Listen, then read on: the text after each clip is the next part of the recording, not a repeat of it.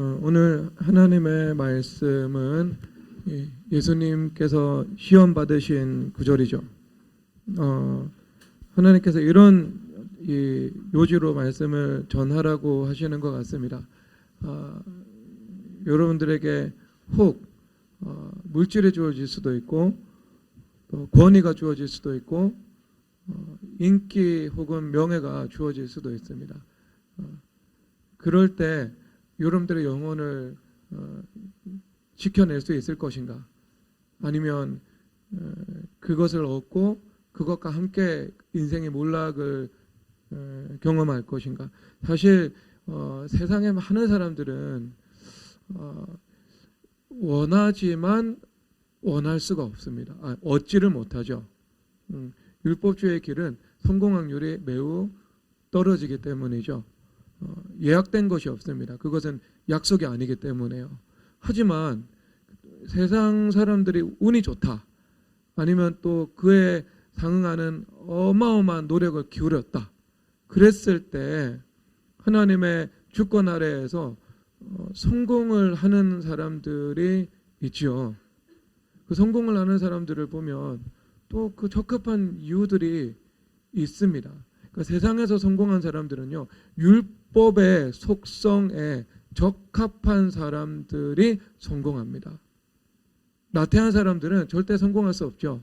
무슨 일을 해도 성실한 사람들이 성공할 수 있는 확률이 높아집니다. 그리고 내가 말한 것을 지키지 못하는 그 신뢰성이 없을 때 성공하지 못하겠죠. 그리고 신뢰성이 있을 때 그 사람이 성공할 수 있는 확률이 높아집니다. 율법의 속성이에요.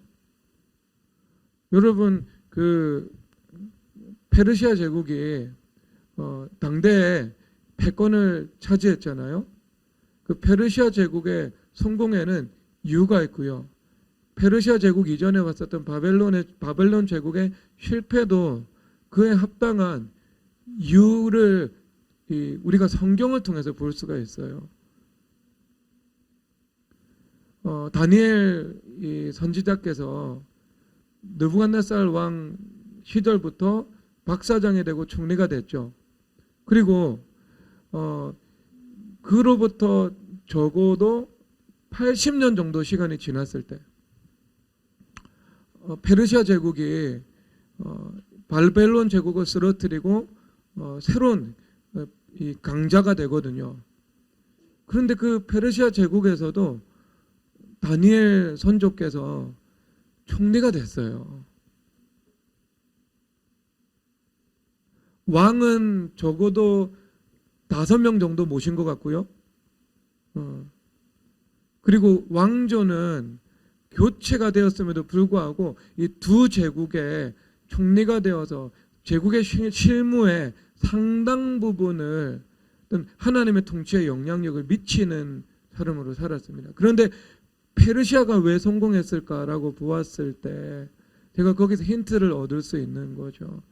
이민족인 다니엘을, 심지어 그 실질적인 적국의 재상이었던 사람을 자기 이 제국에 책임을 맡길 수 있을 만한 그런 사고의 유연성이 있었던 거죠. 그러니까 개방성이기도 하고 포용성이기도 하죠.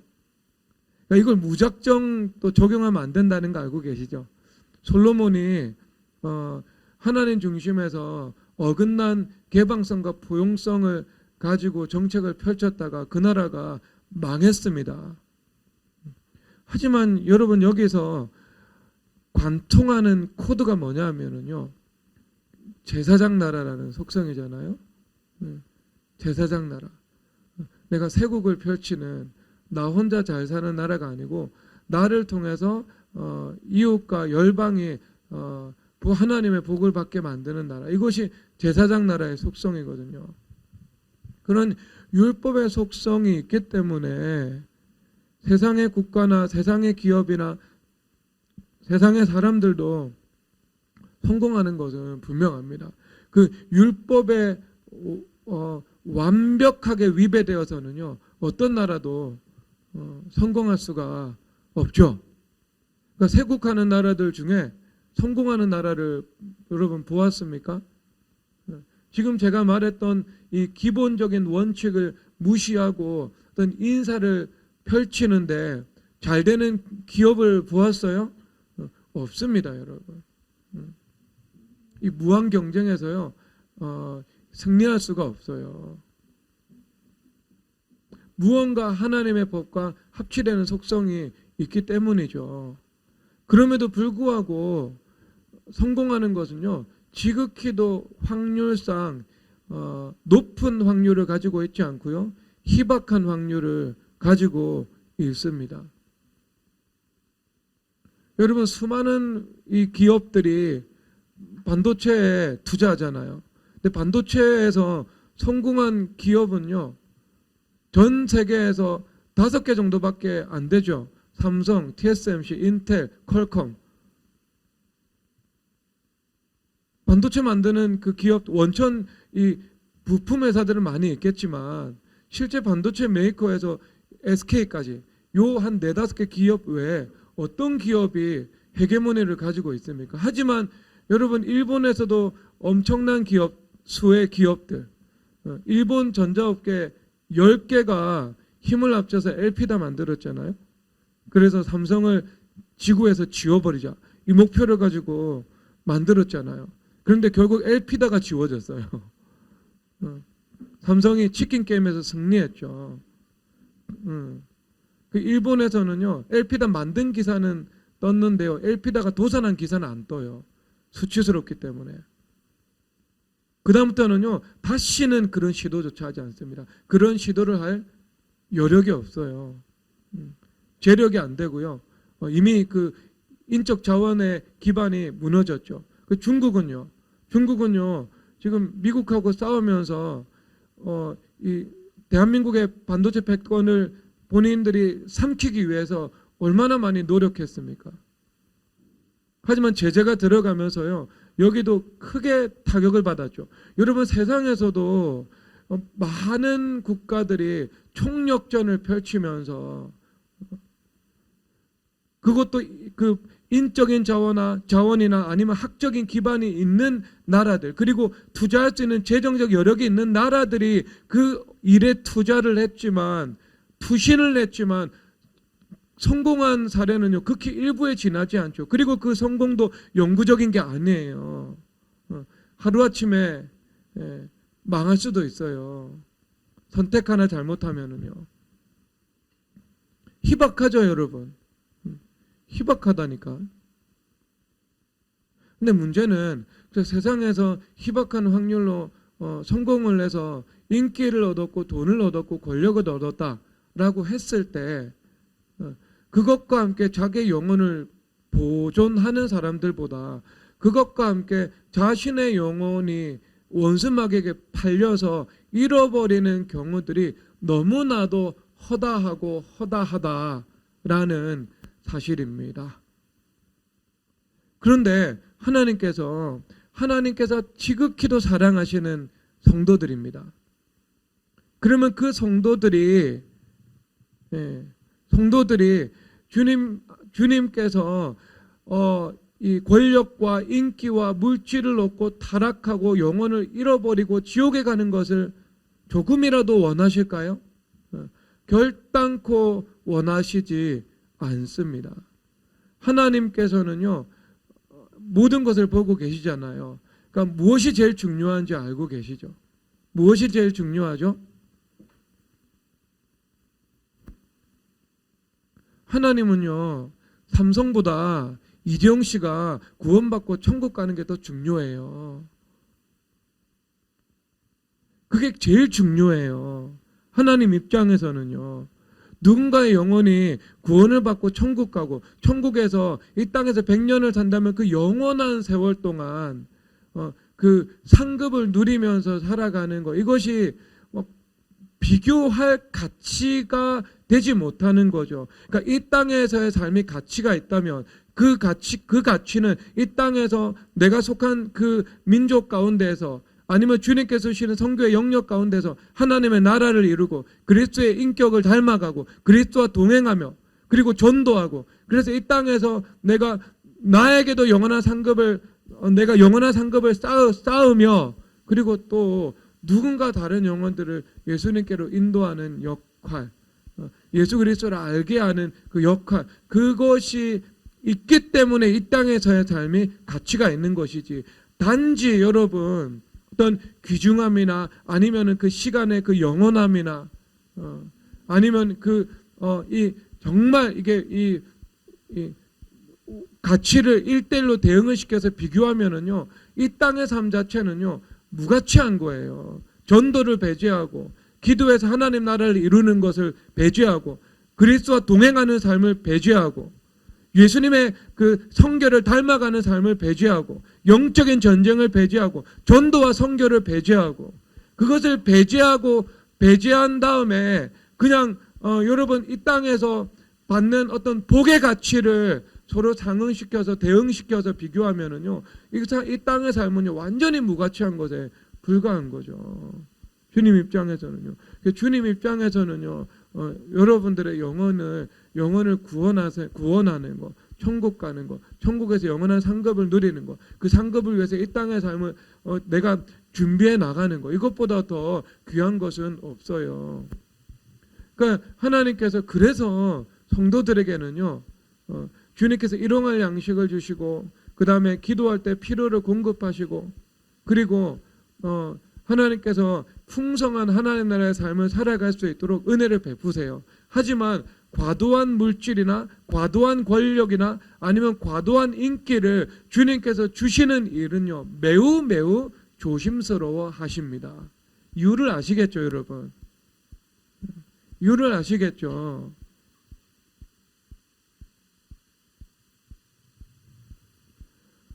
여러분, 제가 그 뉴욕에 갔을 때 록펠러 센터를 한번 봤거든요. 근데 록펠러가 너무 말이 많은 분이잖아요. 음모론의 관점에서는 이게 음모론의 어떤 수장급의 인물이고, 저는 음모론 동의하지 않고 믿지 않습니다. 음모론은요 책임 없이 말하는 거예요. 시간 지나면은요 음모론 다 틀렸어요. 음모론 중에 지금까지 맞았던 거 여러분 혹시 하나라도 있으면 지금 이 자리에서 한번 얘기해 보세요. 그럼 제 주장 철회할게요. 그렇죠. 대한민국에서 떠돌았던 음모론 중에 시간이 지났는데, 정권이 바뀌고 5년이 지나고 그랬는데 사실로 증명된 거 하나라도 있으면 여러분 제가 철회할게요. 음모론 그거 신뢰할 만하다고. 없죠? 어쨌든 근데 놀라는 분이에요. 이분이 어떤 그 흑암의 어떤 그 상징, 이것이 이분이 일구어 놓은 이 사업의 성 가운데 너무 많이 있다. 그리고 또 한쪽에서는요 11조를 주님 앞에 철저히 한 부자. 그래서 11조 계산하는 회계사만 10명이 넘었다. 그리고 그 어머니가 준 그 신앙의 계명, 예배 때 앞자리에 앉아라, 목사님 말씀은 하나님 말씀처럼 여겨라, 철저히 11조 드려라. 청교도적이잖아요. 그리고 그 이후에 했던 베품의 삶들, 그러니까 너무 상반되죠 이게. 그 제가 가가지고요, 제가 이게 무엇인지 깨달았어요. 무엇인지. 록펠러 센터를요, 그 록펠러 센터 가운데 그 애굽의 그 신들의 상징이 많습니다. 뱀 모양도 있고요. 그러니까 정말 저거는 단순히 문화적인 열등감에서 그 애굽이나 유럽의 유구한 문화 전통에 대한 내가 그것을 가지고 싶은 그 마음으로 모방했다라고는 생각되지 않을 정도로 분명하고 과도하게 그 상징이 들어가 있습니다.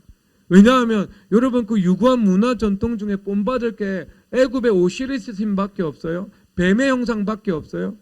얼마나 여러분 유럽에도 가보면 유구한 그 기독교적인 문화 전통이 있어요. 거기서 모티브를 삼아서 뽑아올 수 있는 것들이 얼마나 많이 있냐고요. 그 르네상스 미켈란젤로나 레오나르도 다빈치의 뭐 그런 작품들, 근데 그것이 기독교적인 문화의 영향력이 아직 강력할 때 있었던 거기 때문에요. 신적인 것을 그 안에 담고 있거든요. 완전히 배격하고 있는 세계관이 아닙니다. 근데 그 뱀을 저기 해놨어요. 그 뱀 모양을. 그럼 분명히 의도가 분명한 거죠. 그런 이게 세상의 하수들은 상징이 중요한지 중요하지 않은지 모르지만 조금만 여러분 영적으로나 아니면 지적으로나 아니면 문화적으로 감각이 열리면은요 상징만큼 중요한 것이 없다고 생각이 돼요. 없다는 것을 알게 돼요. 그렇잖아요, 여러분. 영화나 음악이나 이런 것들은요, 어떤 이성을 건너뛰어 가지고요, 그 사람의 어떤 그 의식 가운데 메시지를 바로 주입해 버리거든요. 여러분, 상징이 그런 힘을 가지고 있어요. 바로 그냥 건너뛰어 버립니다. 그 인식의 추론의 체계를요. 그래서 바로 옮겨 버려요. 그럼 그분들이 상징의 힘을 모를까? 당연히 알죠.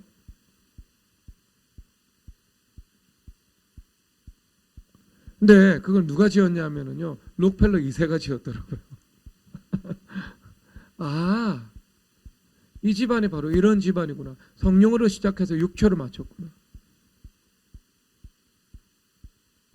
이게 감당하기 그 힘들 만큼 그 과도한 부가 이 집에는 그 태생적인 오류, 선악과 자체가 되었구나.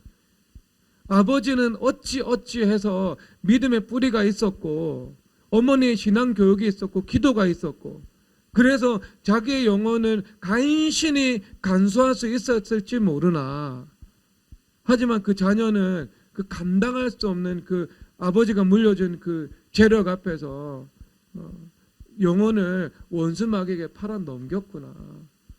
여러분 그게 바로 느껴지더라고요. 보니까 이해가 됐어요. 그 모순적인 세계가 그 안에 다 들어가 있는 게. 하나님 그거 원하시지 않는다니까요. 그래서 기독교인들 중에요 대재벌이 없어요. 없는 게 아니고요 허락하지 않으세요. 잘. 이 사람이 준비가 안 됐기 때문에.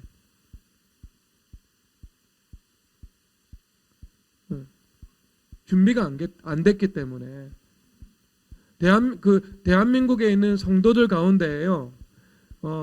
삼성 정도의 이 기업을 내가 경영을 하면서 내 영혼을 하나님 앞에 의롭게 유지할 수 있고 내 영혼을 원수 마귀에게 팔지 않고 내가 이런 예수님께서 받으신 그 시험을 그 위치에 갔을 때 그 말씀으로 이길 수 있고 그 준비가 된 사람이라면은요 하나님께서 그 사람에게 삼성보다 더한 기업도 허락하실 수가 있습니다. 그런데 그게 안 되니까요 주님 잘 허락하지 않으시는 거예요. BTS도 마찬가지예요. 여러분 정말 내가 예수님을 사랑하고 교회를 사랑하고 그 다음에 그 인기에 현혹이 되지 않고요 내가 믿음의 중심을 분명히 지킬 수 있잖아요. 여러분 BTS하고 비교도 되지 않는 그 사람에게 영향력을요 주님께서 허락하실 수 있는 거예요. 주님은요 모든 것을 보시잖아요. 영원한 시각을 가지고 계시잖아요. 그러니까 여러분들이 가지고 있는 그 중심이 현재 그 외모가 아닌 그 중심이 이제 어느 위치에 있을 때 가장 안전할 수 있는지 그리고 만약에 어마어마한 것들이 주어졌을 때에도 안전하게 여러분들의 영혼을 돌볼 수 있을 만한 그 중심이 준비되었는지 아닌지 주님께서 아시는 거예요. 그래서 주님께서는요 딱 이제 거기까지만 인도하십니다. 그 이상 되었을 때 이 사람 영혼에 도움이 되지 않는다. 주님 허락하지 않으세요.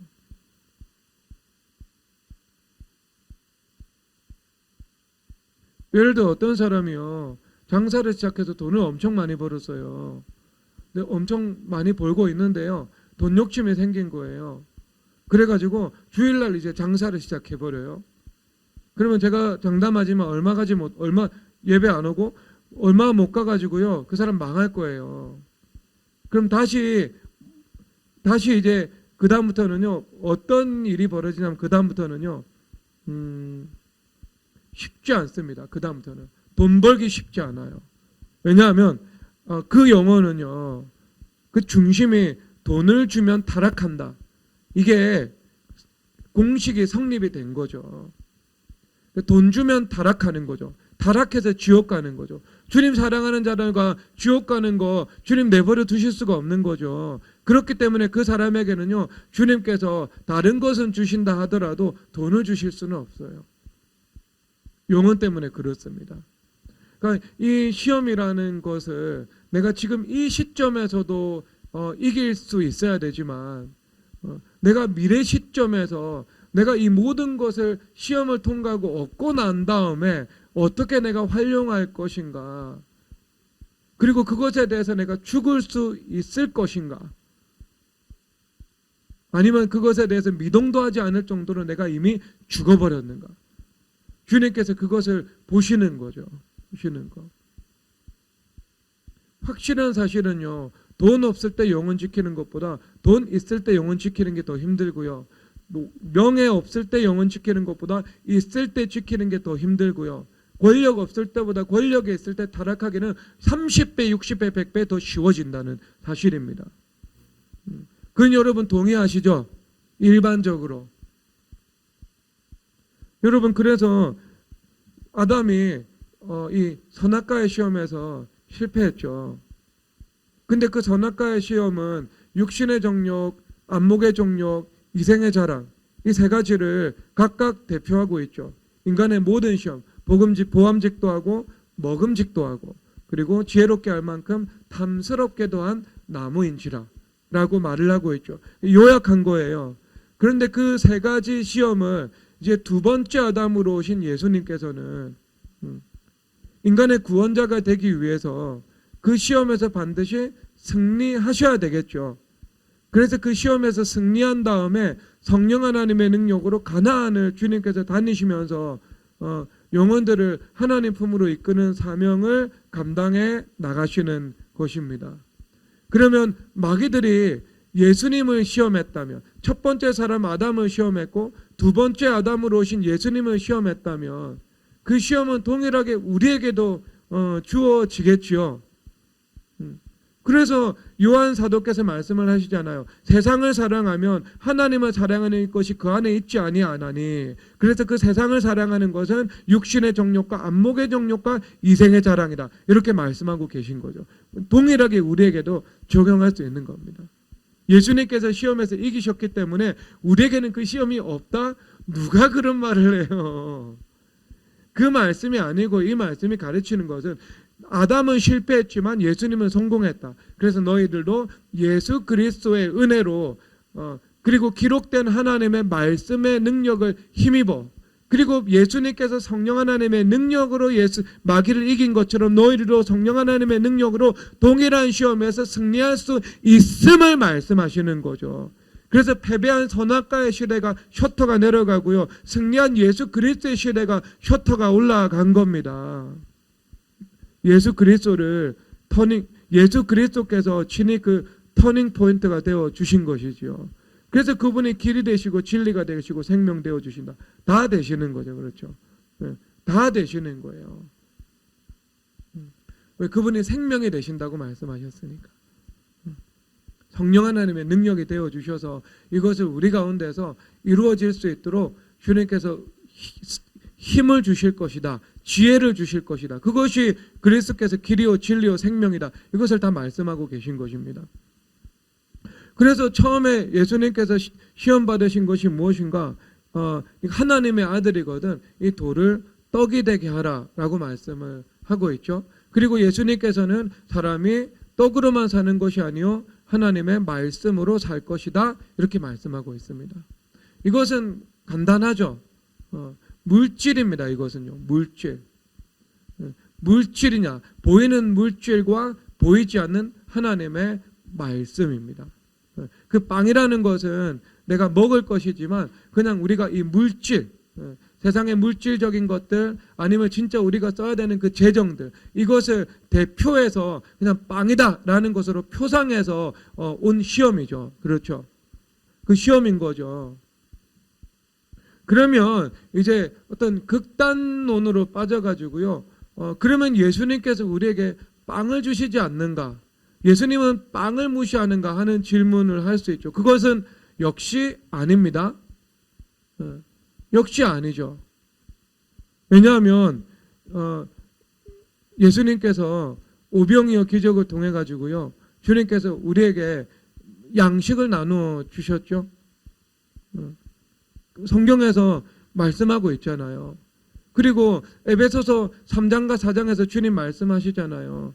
너희들 만물을 주님께서 충만케 하실 것이라고. 그러니까 만물 가운데 하나님의 영광이 가득한 거. 그러니까 천국이 하늘에만 있는 것이 아니고 이 땅에서도 이루어질 것이다. 주님께서 말씀하시는 것입니다. 그래서 이 땅에 하나님의 나라가 이루어지는 거죠. 그 하나님의 나라가 구약에서 어떤 모습인지 주님께서 그 디자인을 말씀해 주시잖아요. 그래서 거기는 젖과 꿀이 흐르는 땅이 될 것이고, 하늘이 노시 되고 땅이 철이 되는 그런 땅이 아니고, 하늘이 비를 주고 땅에 소출을 주게 될 것이다. 주님께서 말씀하시죠. 그러니까 30배, 60배, 100배 하나님의 은혜가 지배하는 땅이다. 그래서 그 은혜로 옥토와 같이 되는 땅, 열매를 맺는 땅, 이것을 너희들에게 줄 것이다. 이렇게 말씀하고 있습니다. 그래서 예수님 하나님 아버지의 땅에 대한 관심은요, 매우 지극합니다. 매우 지극합니다. 그래서 예수님 재림하시기 전까지 이 땅에 하나님 나라 이루기 원하시고요. 교회를 세우셔서 영혼들을 구원하기를 원하시고요. 그게 정치의 영역이든 법의 영역이든 경제의 영역이든 기업의 영역이든 문화의 영역이든 하나님의 통치를 이루어서 하나님 나라가 그 기업이 이루어지기를 원하시는 겁니다. 만물의 그리스도의 영광이 충만하게 되기를 주님 원하시는 거예요. 이것을 원하신다니까 주님. 주님 이것을 원하세요. 그러니까 이거는 한쪽 극단에 있는 그 이야기겠죠. 한쪽 극단. 근데 문제는요, 이게 누가 주는 떡이냐 하는 문제죠. 마귀와 세상이 주는 떡이냐, 아니면 하나님께서 주시는 떡이냐. 그리고 또 두 번째는요, 시간의 문제죠. 세상이 주기를 원하는 육체 하갈을 통해서 얻기를 원하는 이스마엘이냐, 사라를 통해서 얻기를 원하는 그 약속 이삭이냐. 그러니까 시기의 문제죠. 똑같은 아들인데 하나는 세상이 준 것이고요, 하나는 약속이 준 거죠. 하나는 똑같은 아들인데 하나는 내가 원하는 시간에 내가 얻은 거고요. 하나는 하나님께서 원하시는 시간에 우리에게 은혜로 주어진 거죠.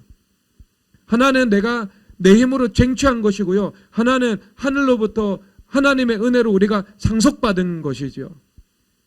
은혜로 얻은 것이죠. 그래서 눈에 보이는 물질을 선택하느냐, 보이지 않는 하나님의 말씀을 믿음으로 선택하느냐.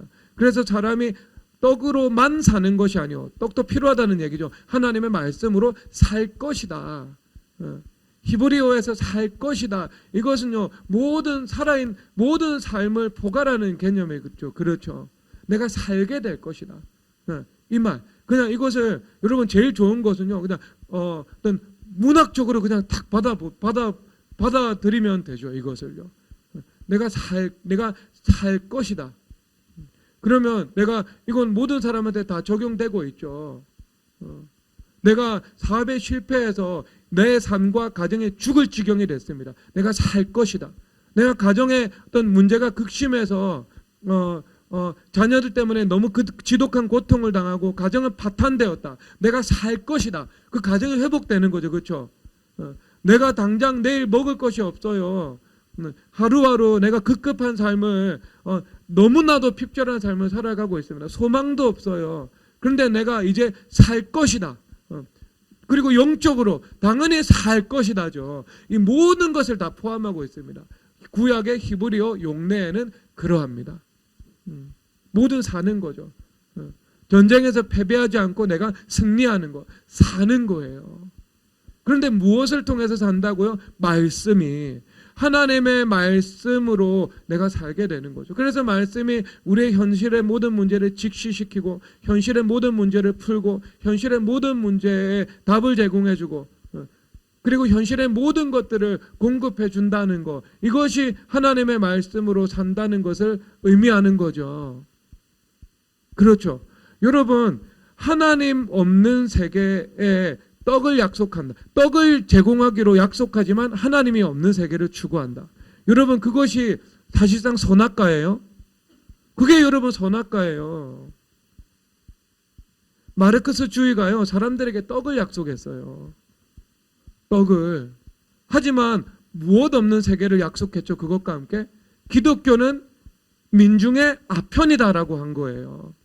그래서 종교 없는 세상, 종교의 자유 없는 세상을 그들은 추구합니다. 사상의 뿌리가요.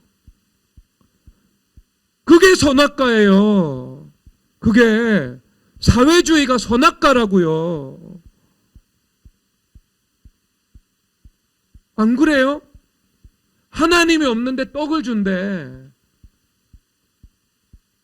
교회가 없는 세상에서 빵을 약속한대요. 이게 선악과 아니냐고요.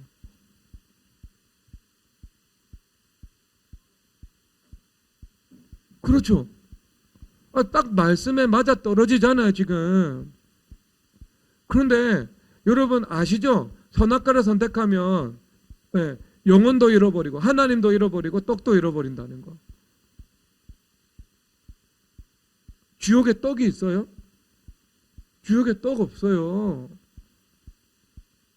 근데 여러분, 우리가 하나님을 선택하면, 말씀을 선택하면, 내가 그것은 어떤 그 시간 안에는 남편이 없을 수 있고, 아내가 없을 수 있고, 자녀도 없을 수 있고, 물질도 없을 수 있고, 그래요.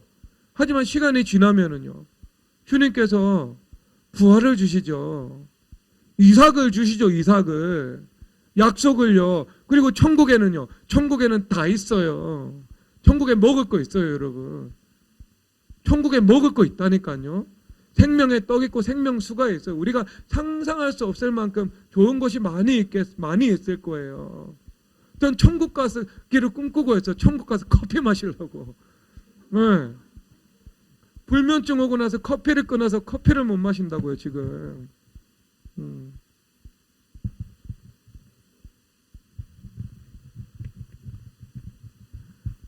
천국 가서 마시려고. 이 땅에서는 안 마실 거고.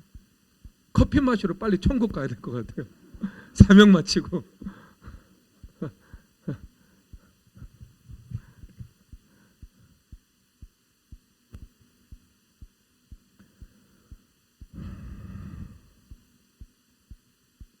그래서 여러분, 이 떡과 말씀이죠. 떡과 말씀. 그 카라마조프가 형제들 책에서요, 그 대신문관 비유가 있거든요.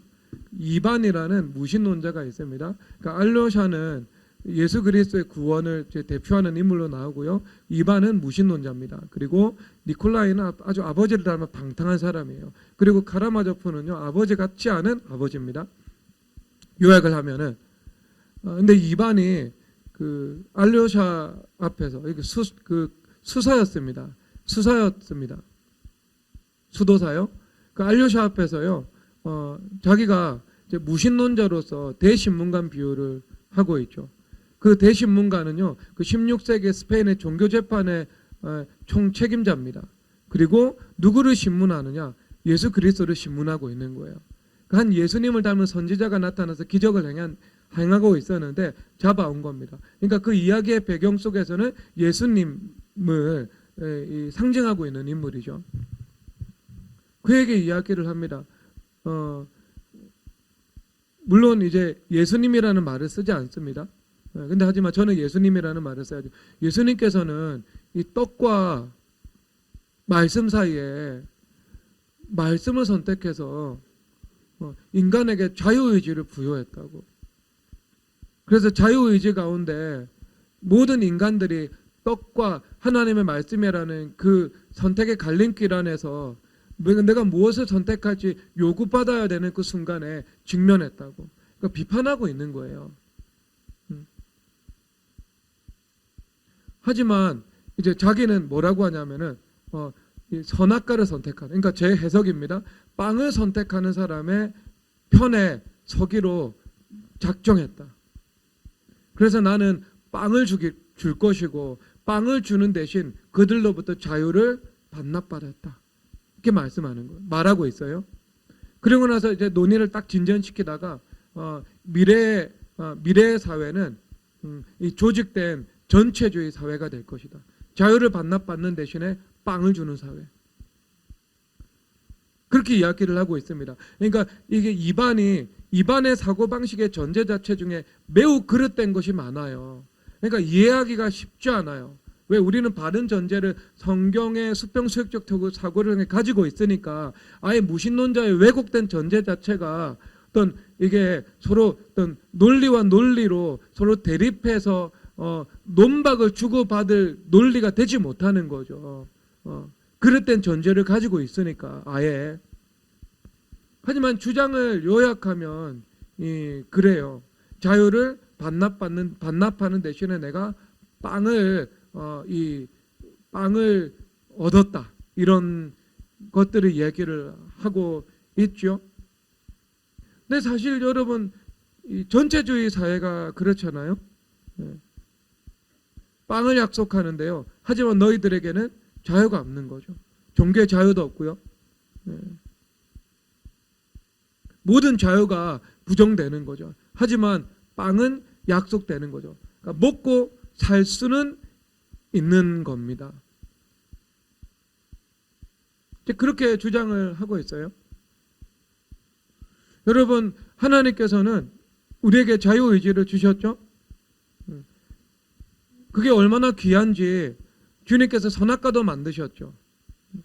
선악과를 선택할 수도 있고 선악과를 우리가 선악과 앞에서 자기 부인할 수도 있고, 주님께서는요 이 인간의 그 자유가 존중받기를 주님 원하십니다. 그래서 출애굽기 21장에서요 종의 히브리인들은 종으로 사면 7째 해 반드시 자유를 줄 것을 주님께서 명령하고 있습니다. 히브리인들이 자유인이 되지 않고 종이 되어서 살아가는 것을 주님께서는 결단코 기뻐하시지 않으시는 것입니다. 그래서 사람의 기본권을 가지고 가장 사람답게 살아갈 수 있는 것이 자유인 거죠. 그리고 그 자유를 가지고 남용하는 것이 아니고요. 그 자유가 있을 때 내가 무엇이 선이고 악한지 분별한 다음에 선을 선택할 수 있도록 하는 것입니다. 그래서 전체주의 사회라는 것은요, 무엇을 선택할지 말하고 총과 칼로서 그 선택을 강제하는 것이 전체주의 사회입니다. 하지만 하나님께서 일하시는 방식은 그렇지 않죠. 하나님께서는요, 어떻게 무엇을 통해서? 하나님의 말씀을 통해서. 그래서 이 말씀 앞에서 내가 양심으로 감화를 받는 거고요. 양심이죠, 첫 번째.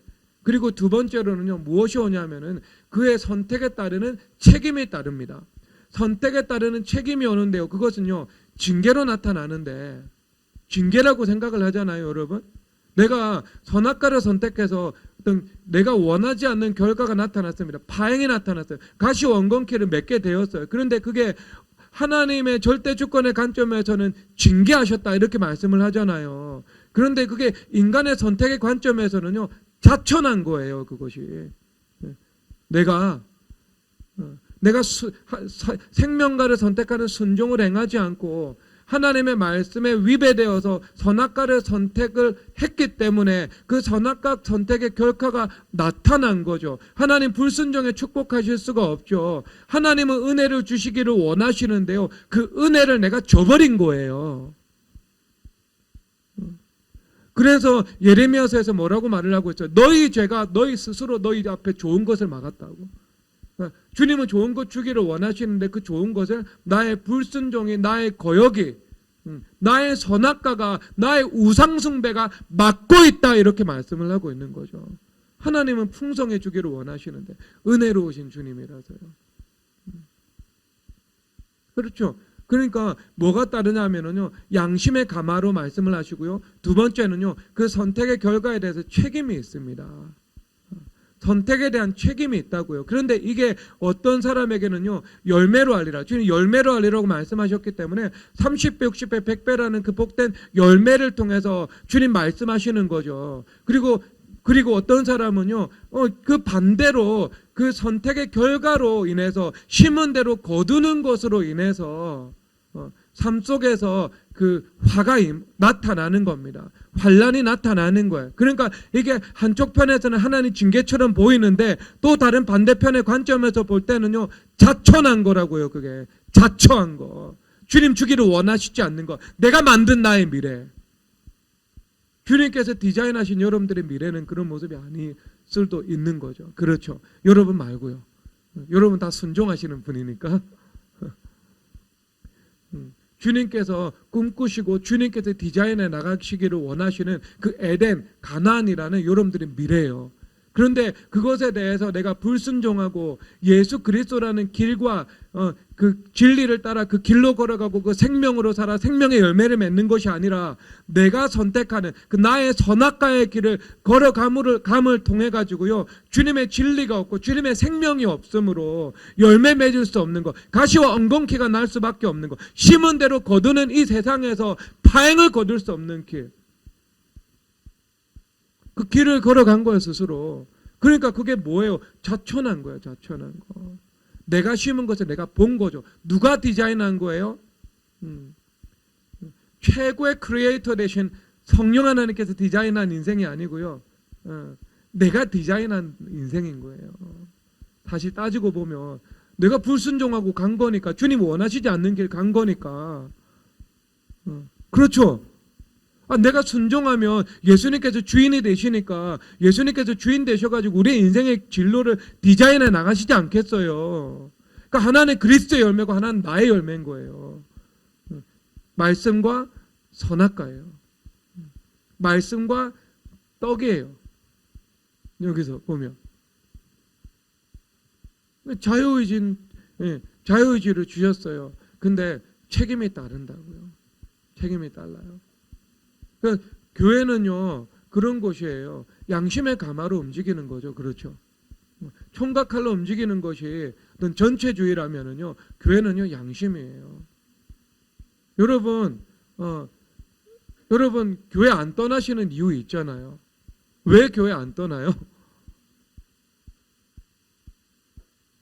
왜 교회 안 떠나요? 여러분 교회 떠나지 마세요. 근데 교회 떠나면 여러분 왠지 복을 받을 것 같죠? 그게 있잖아요. 아니, 미래 교회를 떠나면 복을 받는다. 이게 저주를 받는다. 복을 받지 못한다. 이런 개념이 아니고, 하나님께서 지정하신 곳에 내가 있어야 되는데, 하나님께서 지정하시는 그 교회의 위치와 질서라는 울타리 밖을 내가 무단으로 벗어날 때 하나님께서 그것을 선히 보시지 않는다. 이런 여러분들이 어떤 그런 인식이 있잖아요. 공통의 인식. 그렇잖아요.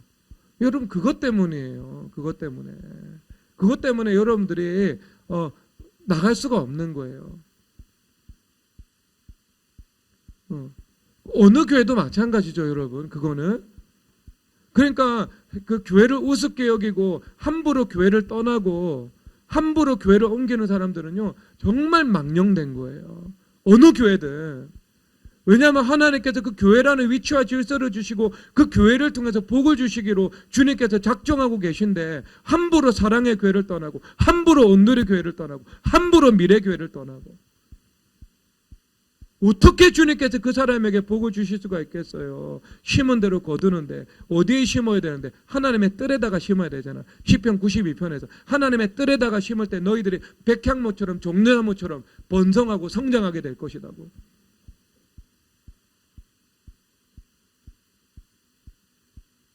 어떤 교회든 하나님 정해주신 위치에서 내가 있어야 돼요. 내가 있어야 내가 복을 받는 거예요.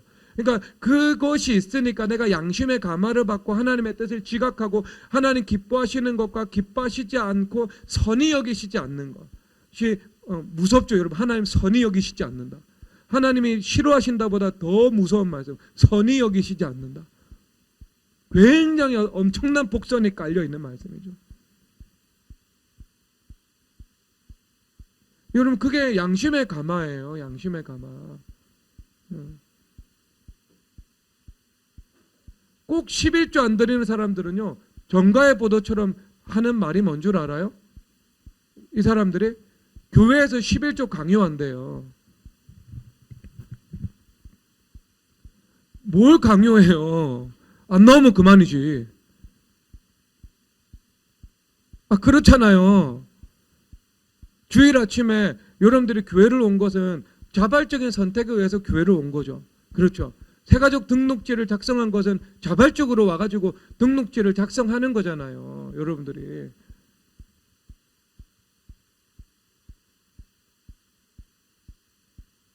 당연히 교회에서는요, 교리를 가르치는 곳이에요. 11조의 교리가 있다면 성도들에게 그 교리를 가르쳐야 되는 거예요. 말씀으로 선포하고 가르치고 권면하라. 성경에 나와 있어요. 나와 있기 때문에 가르치고 선포하고 권면하는 거예요. 그런데 그것이 강요면은 여러분 교회에서 선포되는 모든 말씀은 강요 아니에요. 왜 믿음으로 말미암아 구원받는다고 우리에게 강요하세요? 왜? 교리니까 그것이 마땅히 가르쳐야죠. 그러면 똑같은 거 아니에요, 여러분? 왜 이신칭의에는 강요라는 말을 안 하면서 11조는 강요라는 말을 써요? 안 하면서? 하면서 그런 말을 하면 또 몰라. 하는 사람은 또 그 말을 안 해요.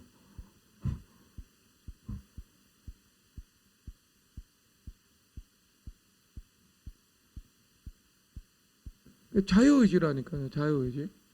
내가 양심의 감화를 받아서 내가 하나님을 두려워해서 하나님을 기쁘시게 하기 위해서 하나님께서 선히 여기지 않는 것을 내가 하지 않기 위해서 내가 움직여 나가는 거죠. 그래도 안 되잖아요. 그래도 내가 거역하고 불순종하죠. 그럼 뭐가 달라요? 이 그리스도를 믿는 사람이니까 그에 대한 책임이 따르는 거죠. 근데 그래도 안 돼요. 그럼 어떻게 되겠어요? 지옥 가는 거죠. 어쩔 수 없죠. 그거는 끝까지 처음부터 시작까지 시작부터 마침까지 불순종이면 지옥 가죠. 가인처럼. 가인 주님께서 기회 주셨는데 기회 두 번 주셨어요. 주님께서 두 번이나 기회 주셨는데 계속 거역해서 지옥 갔잖아요. 가인의 길이거든요. 가인이 하나님과 대화를 주고받았던 사람이에요. 여러분, 가인이 하나님 앞에 제사를 드렸던 사람이라고요. 똑같이 예배드리고 똑같이 주님과 기도하고 말씀 들었던 사람이에요. 그런데 두 번 거역하더니 지옥에 가버렸다니까. 여러분, 구원받은 사람들은요 회개해요. 알겠죠? 우리가 행위로 구원받지 않습니다. 믿음으로 구원받아요. 진정한 믿음 있는 사람은요 주님 앞에 회개한다고요. 그러니까 회개하지 않는 사람은요 믿음이 없는 거예요. 그 안에 믿음이 없기 때문에 구원 못 받는 거라고요. 여러분, 지금 죽어서 천국 갈 수 있어요, 여러분? 당연히 갈 수 있죠. 여기 지금 죽어서 천국 못 가는 사람 사람은 외모를 보거니와 예수님은 중심을 보시니까요 모르죠. 또 저는 여러분들이 천국 간다고 생각하고 있는데 주님 보시기에는 아니야, 조금만 지나봐 하는 사람이 없을 것을 믿습니다.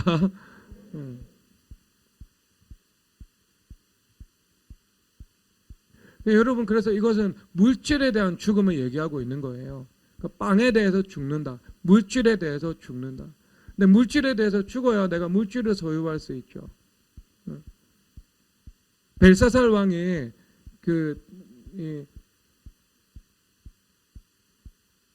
메네 데겔 우바르신, 이게 보이지 않는 하나님의 손이 벽에 나타나 가지고요 글씨를 쓰잖아요. 그러니까 아무도 이것을 해석을 하지 못해요. 당연히 다니엘 선지자는 그것을 해석을 하죠. 영감을 받아가지고요.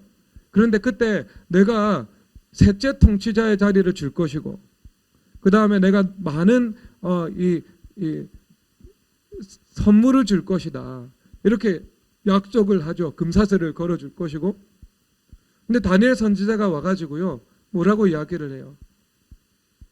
셋째 통치자, 이거 다른 사람에게 주십시오. 그리고 왕이 주기로 원하는 그 물질적인 선물들, 이것도 다른 사람에게 주십시오. 이렇게 이야기를 합니다. 그러니까 다니엘은요, 권력에 대해서도 죽었고 물질에 대해서도 죽은 거예요. 죽은 거. 벨사살 왕이 주기를 원하는 주는 것을요, 내가 받기를 원하지 않았던 거죠. 근데 이게 그냥 성경에 있는 한 이야기라서 참 이제 듣고 참 아멘하기가 너무 수월하지 않아요, 여러분? 뭐 나도 그 정도는 할 수 있을 것 같은데. 근데 늘 그렇잖아요, 여러분. 이 스토리는요, 감정이입이거든요. 최고의 스토리텔러가 누구시죠? 네? 최고의 스토리텔러 누구예요? 너무 세진이 누구야? 하나님. 그러니까 너무 당연한 질문을 한 거예요. 하나님이죠. 근데 왜 하나님이 최고의 스토리텔러지? 네? 굉장히 근접하고 있는데 성경을 기록하신 분이라서 그렇지. 허무해진다. 하나님이 말씀이시잖아요. 그렇죠? 말씀이신 하나님께서 하나님의 형상대로 인간을 만드셨죠. 그렇죠? 그러면 하나님 자체가 말씀이시니까 말씀하시는 분, 스토리텔러시죠. 그러면 우리는 말씀이신 하나님의 형상으로 지음받았습니다. 그럼 당연히 우리도 말씀에 반응하죠. 스토리에 반응하죠. 그래서 인간은 본래 스토리에 반응하는 존재, 내러티브에 반응하는 존재로 지음을 받았습니다. 그래서 감정이입을 해서 그것을 볼 수 있는 존재, 느낄 수 있는 존재, 함께 하나가 되어서 움직여 나갈 수 있는 존재. 여러분 그 말씀이신 하나님의 형상대로 지음을 받았고, 그리고 성경을 통해서 하나님과 우리와 소통하기 위해서 주님께서 그렇게 만드셨기 때문에요, 이 땅에서 드라마가 장사가 되고 소설이 팔리는 거예요. 주님 그렇게 만드셨기 때문에. 그렇기 때문에 드라마 함부로 보면 안 되고 소설 함부로 읽으면 안 된다고요. 왜? 감정이입한다니까요. 내가 자살하는 주인공이 감정이입하고요. 외도에 빠지고 불륜에 빠지는 그 남성 여성 주인공들은 내가 감정이입을 해서 대리만족을 한다니까요. 그래서 함부로 보는 거 아니에요. 분별해서 봐야 된다고. 고전 위주로 보고, 고전 중에서도 분별할 게 있고요. 원래 인간이 그런 존재로 만들어진 거예요.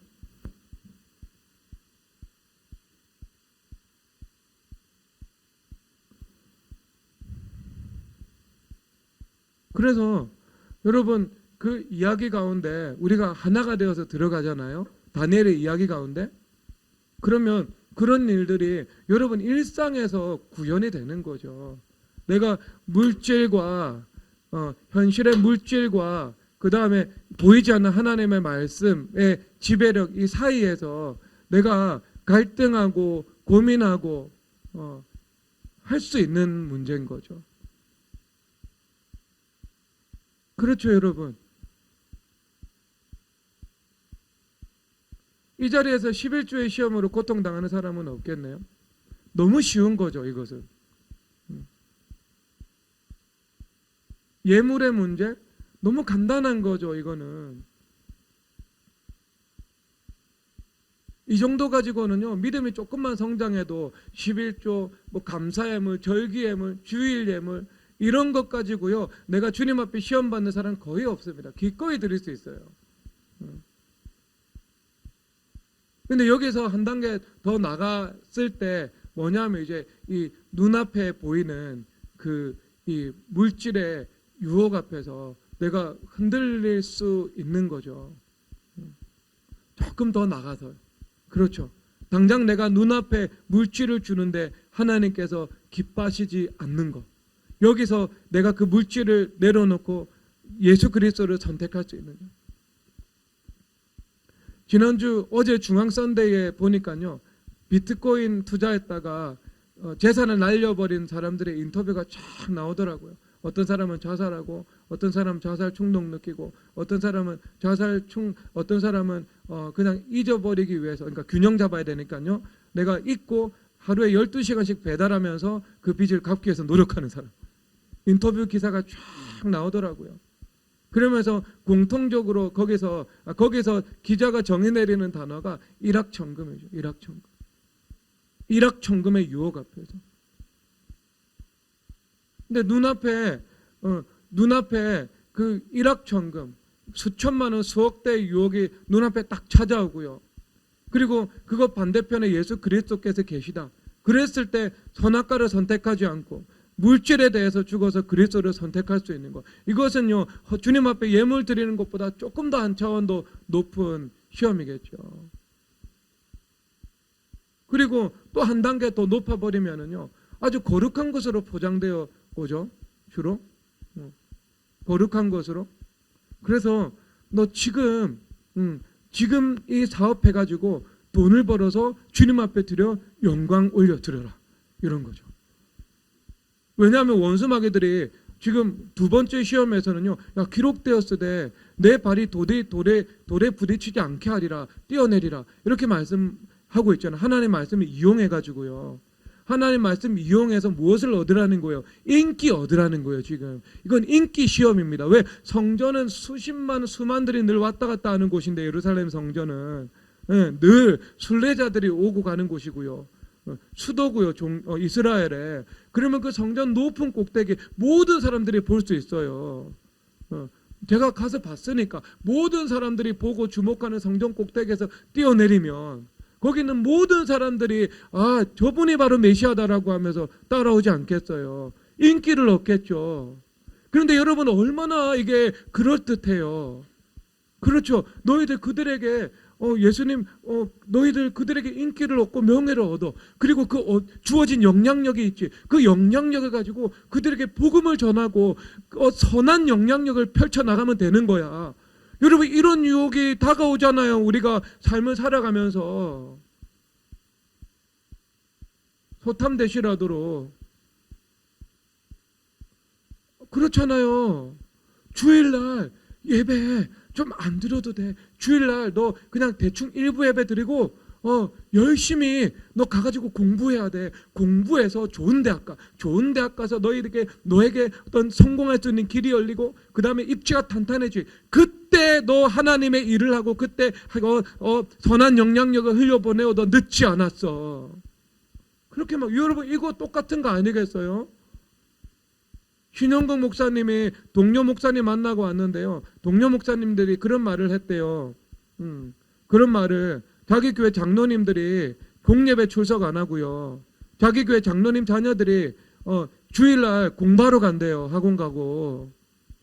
그런데 그 부목사님들인데 다 하는 말이 뭐냐면, 나는 그런 장로님들에게, 그리고 그런 장로님 자녀에게 공예배 출석하고 주일 예배 온전히 드리게 하라고 말할 수 있는 권위를 가지고 싶다고. 여러분, 굉장히 한국교회 소망이 있죠. 그것을 보면은요, 소망한 대로 주님 허락하실 것입니다. 그분들에게 허락하실 것을 예수님의 이름으로 축복합니다. 주님 주실 거예요. 그런데 여러분, 이게 현실이라니까요. 여러분, 사람들이 그 선택을 해요. 그러니까 눈앞에 지금 뭘 선택하는 거예요? 눈앞에 물질을 선택하는 거하고 똑같은 거 아니겠어요? 하나님 말씀을 선택하지 않고요. 그렇죠. 공예배 시간에 공예배 안 드리고 돈 벌러 가고, 주일날 자녀들 주일 성소 온전히 안 시키고 공부시키고, 다 눈앞에 있는 물질에 대해서 내가 욕심을 가지는 거 아니겠어요? 똑같은 맥락이죠. 그것도 어떤 거룩한 목적으로 포장되어서, 하나님의 말씀으로 포장되어 가지고, 그래서 너 지금 사업해가지고 돈 벌어서 하나님 앞에 영광 올려드리라고.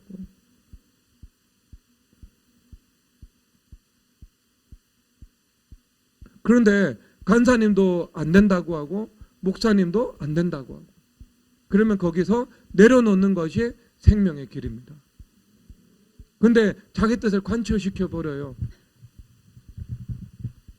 그러면은요, 거기에는 뭐가 없어요? 언약궤가 없고 모세가 없는 거예요. 언약궤하고 모세 없는 이스라엘 백성들이 가나안 땅으로 정복해 들어가는 것하고 똑같은 거고요.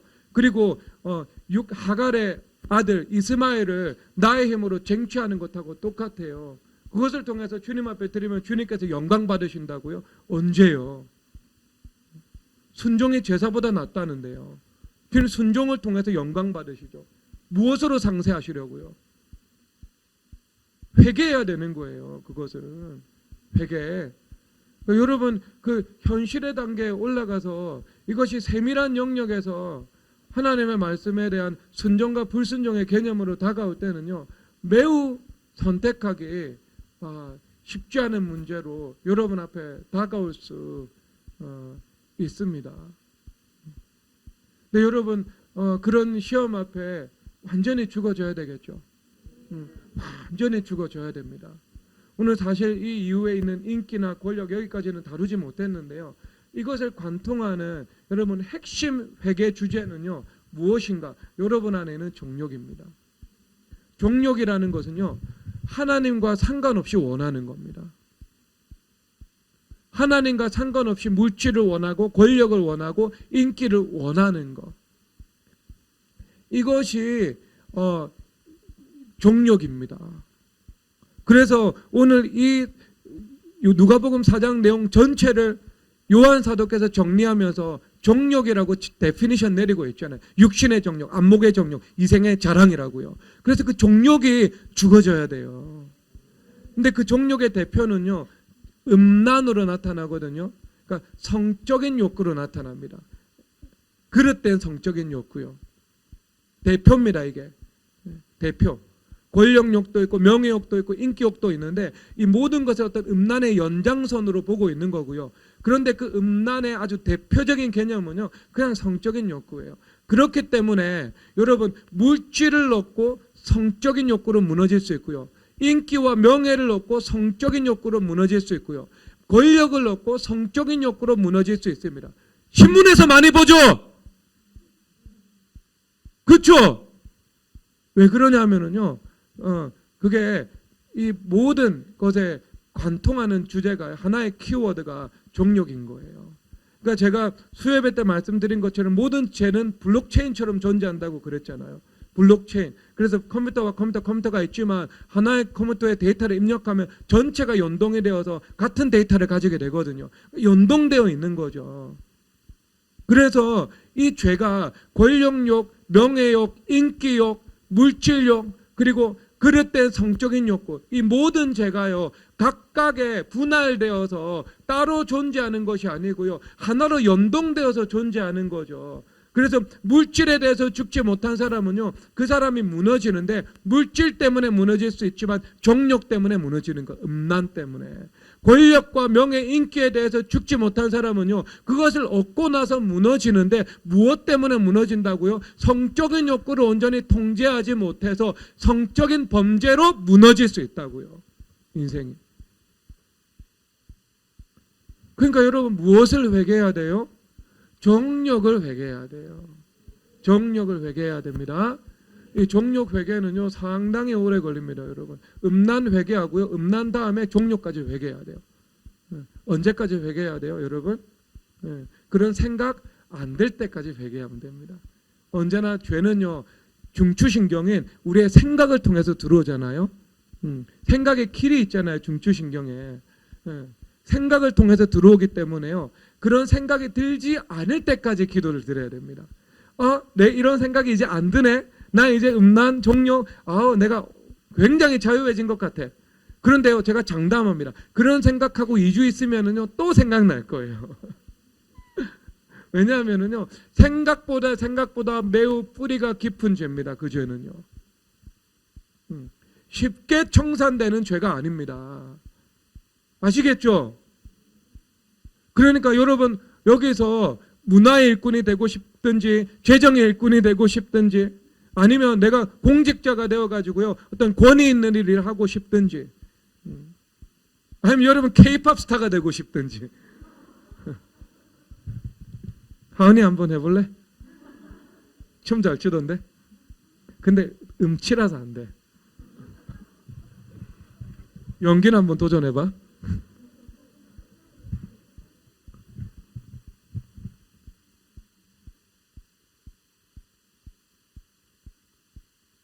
그러면 그러려면은요, 여러분 반드시 정욕을 뿌리 뽑아야 돼요. 그렇다면 목사님, 저는 주부가 꿈인데요.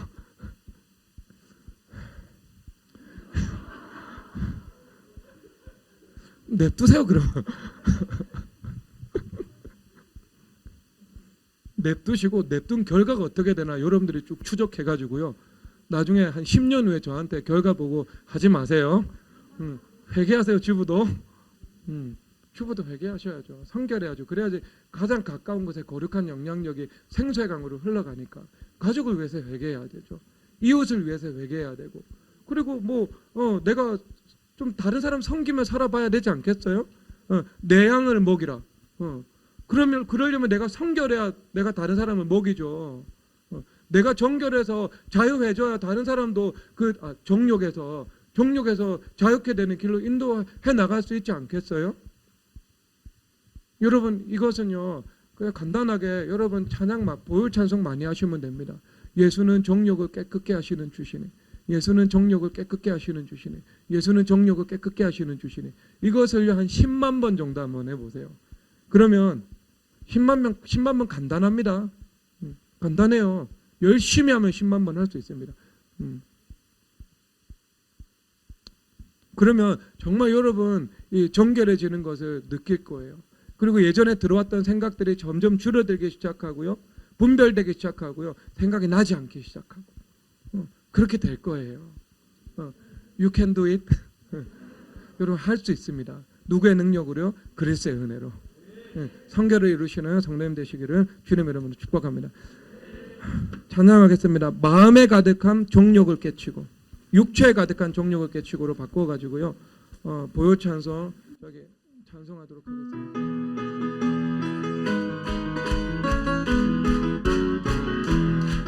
육체에 가득한 정욕을 깨치고 죄각해와 평한 마음으로 정욕을 부르는 어린 양 예수의 그 피로 속죄어 얻었네. 속죄한 주 예수 내 죄를 속했네. 할렐루야 소리를 합하여 함께 찬송하세.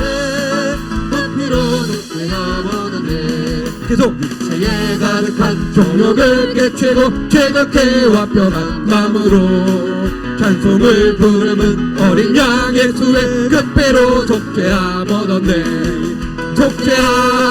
속죄한 주 예수 내 죄를 속했네. 할렐루야 소리를 합하여 함께 찬송하세. 그 배로 속죄함 얻었네. 육체에 가득한 정욕을 깨치고 죄각해와 변한 마음으로 찬송을 부르는 어린 양 예수의 그 배로 속죄함 얻었네.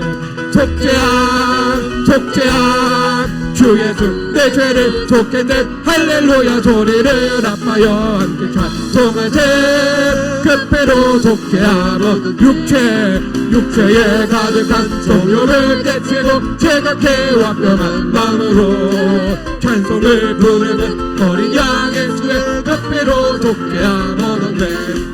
속죄한 주 예수 내 죄를 속했네. 할렐루야 소리를 합하여 함께 찬송하세. 그 배로 육체에 가득한 정욕을 깨치고 죄각해와 변한 마음으로 찬송을 부르는 어린 양 예수의 그 배로 속죄함 얻었네. 속죄한 주 예수 내 죄를 속했네. 할렐루야 소리를 합하여 함께 찬송하세. 그 배로 속죄함 육체에 가득한 정욕을 깨치고 죄각해와 변한 마음으로 찬송을 부르는 어린 양 예수의 그 배로 속죄함 얻었네. 속죄한 주 예수 내 죄를 속했네. 할렐루야 소리를 합하여 함께 찬송하세. 그 배로 속죄한 육체에 가득한 정욕을 깨치고 죄각해와 변한 마음으로 찬송을 부르는 어린 양 예수의 그 배로 속죄함 얻었네. 속죄한 주 예수 내 죄를 속했네. 할렐루야 소리를 합하여 함께 찬송하세. 그 배로 속죄함 얻었네. 주여 삼창하고 말씀 붙잡고 기도드리겠습니다. 주여 주여 주여